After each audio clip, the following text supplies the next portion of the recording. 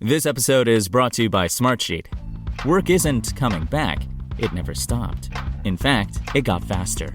And suddenly, the tools everyone had before just aren't enough. But now there's a better way. With Smartsheet. Create and automate workflows without code. Get the resources you need and start building, sharing, and launching without limits. Make every day a launch day on Smartsheet, the platform for dynamic work. This episode is brought to you by Klarna. There's shopping, and then there's Klarna. Klarna is the all-in-one shopping app that combines flexible payments, deals, rewards, and inspiration. It gives you the power to split any purchase into 4 interest-free payments. Get inspired, get better deals, and get more control over how you spend your money. You deserve to shop like a VIP without the annual fee. So get the Klarna app. That's Klarna. California resident loans made or arranged pursuant to a California Finance Lenders Law license.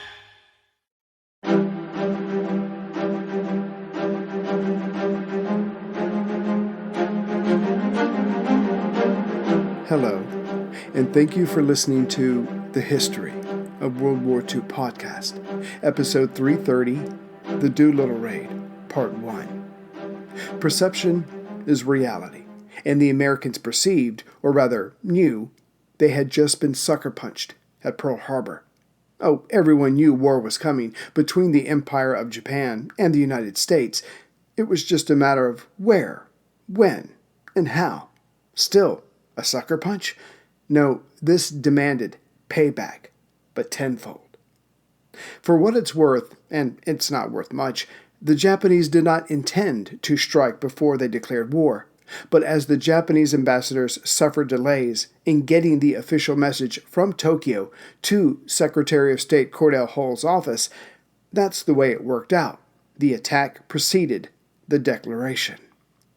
As the Pacific reports poured into the Oval Office, all of them bad and only got worse, the nation was frozen in fear. Was California or Alaska next? But the other side of that coin was anger, or more exactly, hatred. We hate what we fear. Again, everyone knew war was coming. The U.S. Congress had voted through a naval expansion in the mid to late 1930s in preparation for that war. But that was now offset by the destroyed or heavily damaged battleships at Pearl Harbor. No, whatever or however America was going to react, it would not be through her battleships. But as the American public was still reeling over the surprise attack, the Japanese military did not stop at Pearl. No, that was only the beginning. As we have seen, various islands and European-controlled territories in Southeast Asia were gobbled up by the empire, the new masters. And FDR knew that with each loss or defeat, America's morale would sink even lower. Still, some of those in Washington pushed past their fear and began to think, okay, but what comes next? One such man was Admiral Ernest J. King, recently promoted to Commander-in-Chief of the U.S. Fleet, or SINCUS. When said out loud, that sounds like Sink Us. King would alter that title when he was also made the Chief of Naval Operations, thus making him the most powerful admiral in the Navy. Though the rest of December, including Christmas and New Year's, only continued to bring bad news, Admiral King kept returning to the idea of striking back at the Japanese. Even before the Arcadia Conference was over, that is, the coming together of America's and Britain's military and civilian leadership to work out a strategy to win the war, which ended on January 14th, King accepted his limited options in hitting the Japanese, as Germany was deemed enemy number 1. Italy would fall in due course, and then the Japanese. Still, King would never stop being a champion of sending supplies to the Pacific Theater. Some of the other decisions reached at Arcadia, but were kept secret, was the Europe First strategy, the creation of the Combined Chiefs of Staff to be based in Washington, the principle of unity of command of each theater under a supreme commander, finding a way to keep China in the war And lastly, which affected King's desire for revenge the most, the limiting of reinforcements for the Pacific. Admiral King would play his part in winning the war and has to be considered one of the more valuable assets of President Roosevelt. Still, he had his negatives. Though he was intelligent and ambitious, he was routinely unfaithful to his wife. He could drink more than any of his young sailors, and he had a temper that visibly aged the men who worked under him.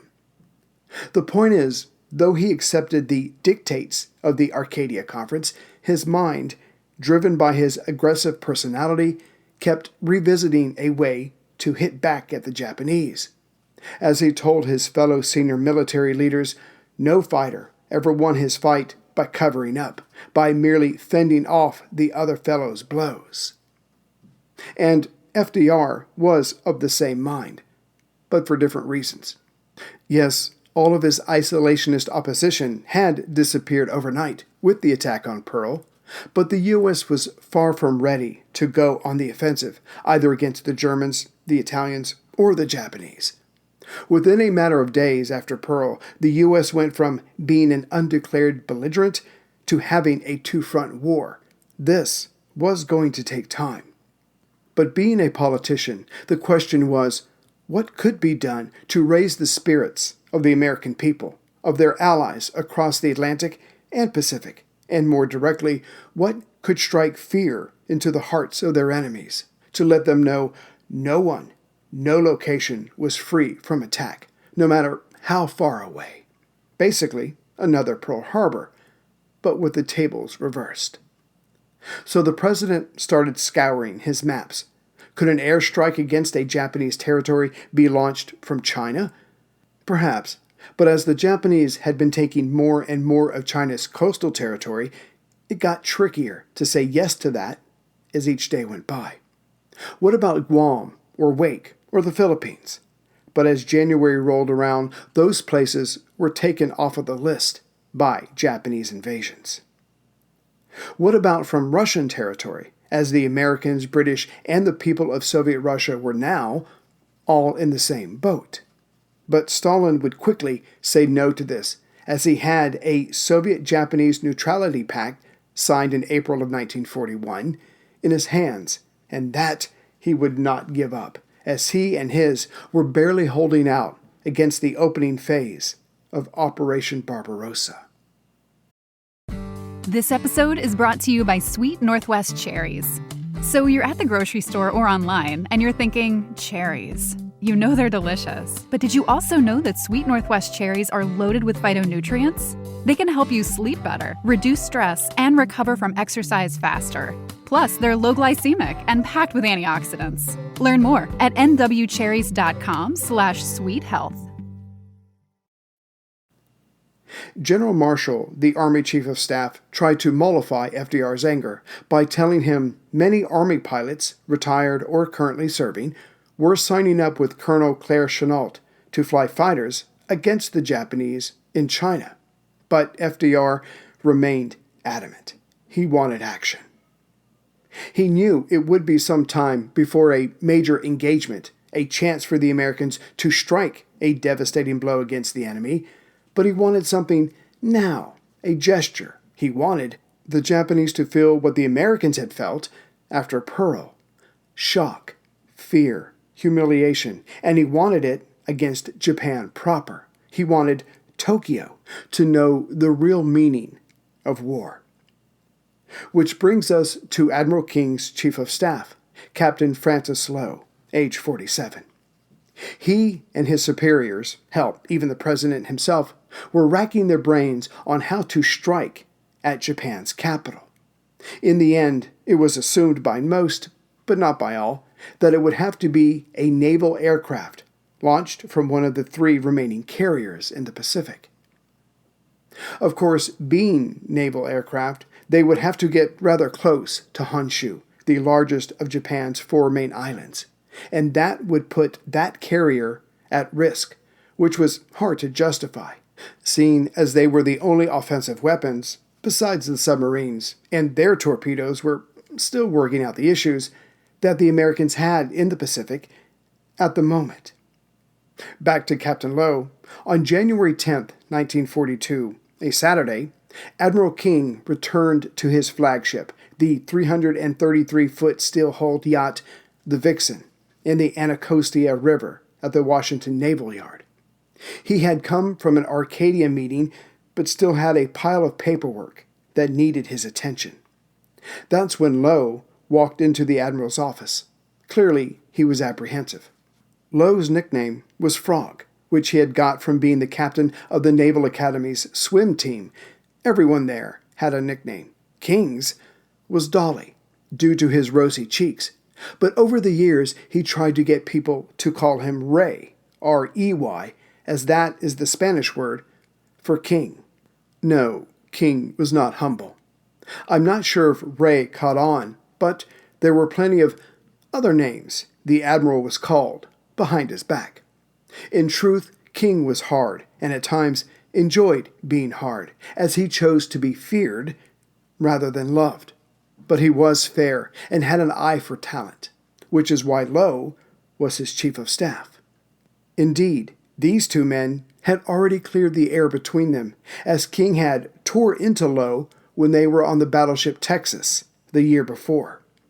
After the screaming by King that probably removed some of the paint off the bridge, he apologized to Low. Low's reply earned King's respect.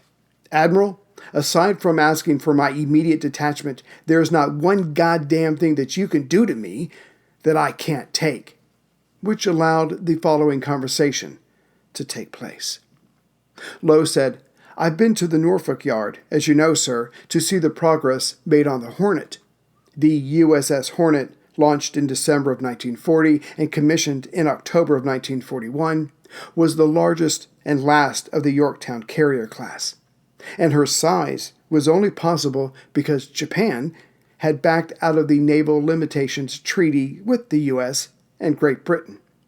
She was to join the Saratoga, Enterprise, Lexington, and Yorktown in the Pacific. Indeed, she would be getting underway by the time the raid was to take place." Low continued, "At the airfield, they have marked out a strip about the size of a carrier deck, and they practice takeoffs constantly." Confused by this, King said, "Well, that's a routine operation for training carrier-based pilots." King did not like to have his time wasted with the obvious. Further, he had already floated an idea of using a carrier to deliver land-based planes to North Africa for the Allied offensive being planned for there. But Low was about to take that idea in a different direction. Low continued, "If the Army had some planes that could take off in that short a distance, I mean a plane capable of carrying a bomb load, why couldn't we put a few of them on a carrier and bomb the mainland of Japan? Might even bomb Tokyo." After this, Low went silent and half expected a bomb to go off right in this office. Instead, King leaned back in his chair, instantly liking the possibility. But was it possible? King told Low to run it by Captain Donald Duncan, King's Air Operations Officer. His nickname was Wu, which stuck with him even now. Like King, he was a pilot and had flown on the Saratoga, and his sister, until she died in 1937, had been married to Harry Hopkins, FDR's right-hand man. So, competent and politically connected, that's how things get done. Low called up Duncan and said, "How would you like to plan a carrier-based strike against Tokyo?" Low then passed on the seed of the idea, and Duncan started shaping it into reality. But there were problems. First, a land-based bomber could not land on a carrier for several reasons, so no round trips for the pilots. No, they would have to take off from the carrier, which was theoretically possible, but after dropping their bomb loads, it would be best if they continued flying west to make for China.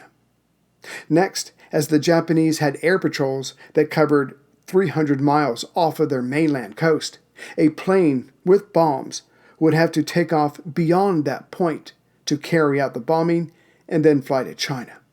Duncan estimated that the bombers would have to take off between 400 and 650 miles away from Honshu. Then came selecting which plane. A Martin B-26? No, Duncan doubted that it could take off full of fuel, probably with additional fuel, and bombs from the carrier's deck. What about the B-23? Again, no, its wingspan was such that it might hit the carrier's superstructure on takeoff. All this led Duncan to choosing the North American B-25. Its wing length was short enough to get past the superstructure, and even with extra fuel added, it should be able to take off with a load of bombs. As for when the bombers should take off, Duncan thought it through and deemed it would be best for the Army planes to take off at dusk, which would have them making their bomb raid at night and landing in China at dawn.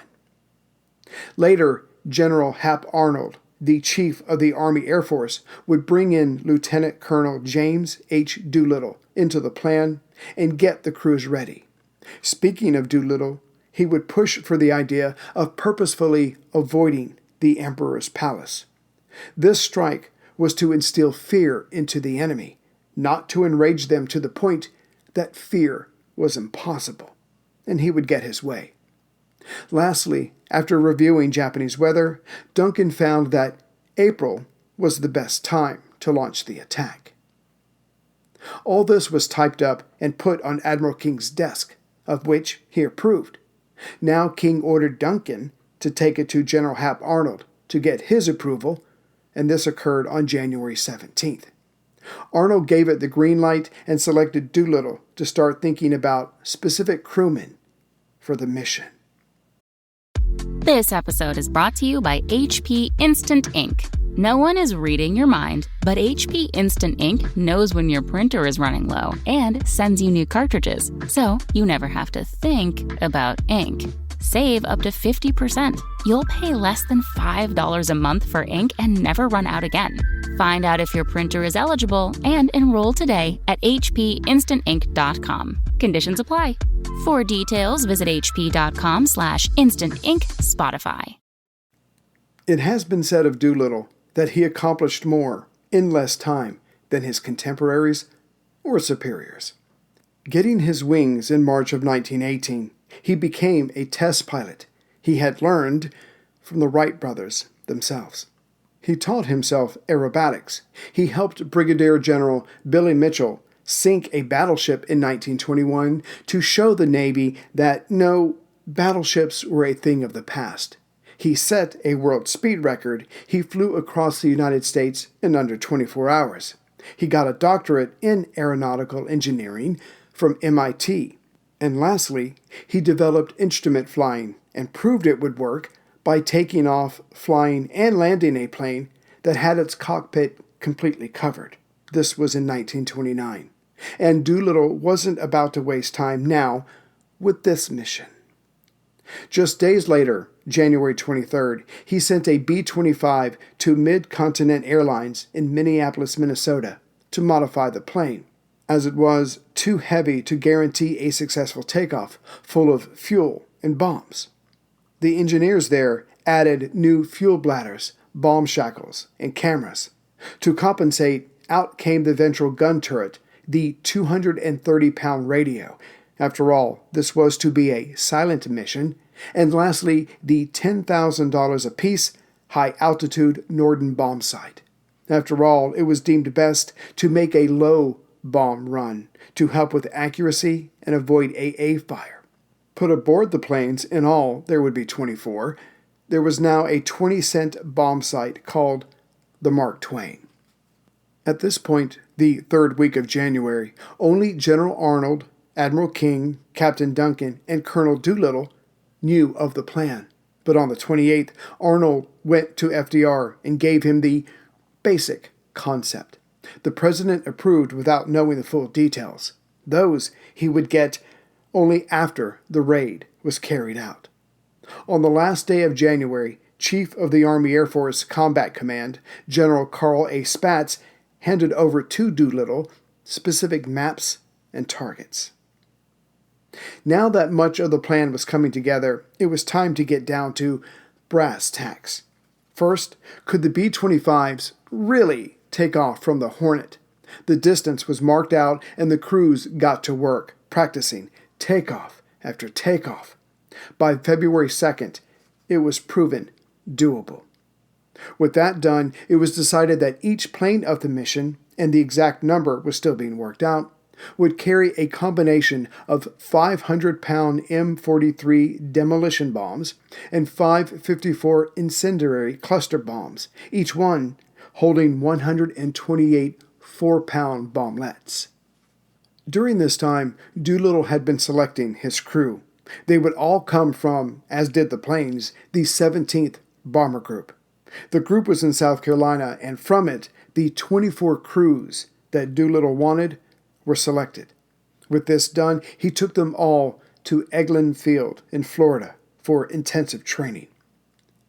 On March 1st, Doolittle told the men that they were going to bomb Japan. This made them excited, but then their commander told them that only 15 of the 24 crews would be making the actual flight. The rest, they were here to act as a replacement, if needed. Nothing could be allowed to throw off the vital timetable, which meant they were all going to go with him on the Hornet, whether they flew or not. Besides, security demanded that these men, who now knew the target, stay together. With that, the training got underway, but it would be more than just that. The men were trying to see who would actually be in on the mission and who would lead it, as Hap Arnold was convinced that the 45-year-old Doolittle was too old to participate. Now, pilots are a special breed, and that's putting it mildly. But Doolittle pushed these men to the edge for a solid month. First, they had to learn to take off with a 31,000-pound B-25 from a carrier deck, nerve-wracking to say the least. Then they were drilled on low-altitude bombing, followed by cross-country flying, as their mission would have them flying just over 2,200 miles, or 3,600 kilometers. This was followed up by night navigation and gunnery practice. This last part was, hopefully, not going to be needed. When their modified B-25Bs showed up, the pilots had to put them through the ringer to see what they could do, but also to learn each plane, to test and retain its capabilities. With this done, it was down to creating and learning each and every trick to maximize fuel retention for the long trip. During this month, the Navy was still striving to fulfill its part of the plan. The Hornet would leave Norfolk, Virginia, travel through the Panama Canal, and make for Alameda, California. There, it would pick up the crews still training and then head out into the Pacific. But Admiral Chester Nimitz, who had replaced Admiral Husband Kimmel as Commander-in-Chief Pacific Fleet, when he was briefed by Captain Duncan on March 19th, determined that the Hornet, now designated Task Force 18, would be too vulnerable during its voyage. Thus he ordered another carrier task force, TF-16, this one under Admiral Halsey, to meet up with and shield Doolittle's men and planes. The two carriers were to get into position, launch the Doolittle Raiders, and dash back to Pearl, knowing a hornet's nest was about to be kicked open. And the most excited person was Colonel Doolittle himself. As he distrusted phones, he went to Hap Arnold himself and convinced the Chief of Army Air Force to let him lead his men during this Special Aviation Project number 1. Postscript. The U.S. military branches were so desperate after Pearl Harbor to bring in men that they lowered the standards of entry. Indeed, the Navy, which would be paramount in the Pacific, cut the standard for applicants' eyesight, height, and teeth. Now, as long as you had 18 teeth and at least 2 molars, you were eligible. And just before the British arrived for the Arcadia Conference, and I mean just hours before, FDR found out that his War Council staff had not been taking minutes of their meetings. The meetings about the tension with the Japanese and their meeting with the Japanese that had been going on for months. This would be rectified, of course, but until then, the Americans would just have to wing it. The British found out anyways, which did nothing to increase their respect for their comrades' military capability. So the last thing the Brits wanted was to have any of their troops under American command. The Americans felt the same way about the British.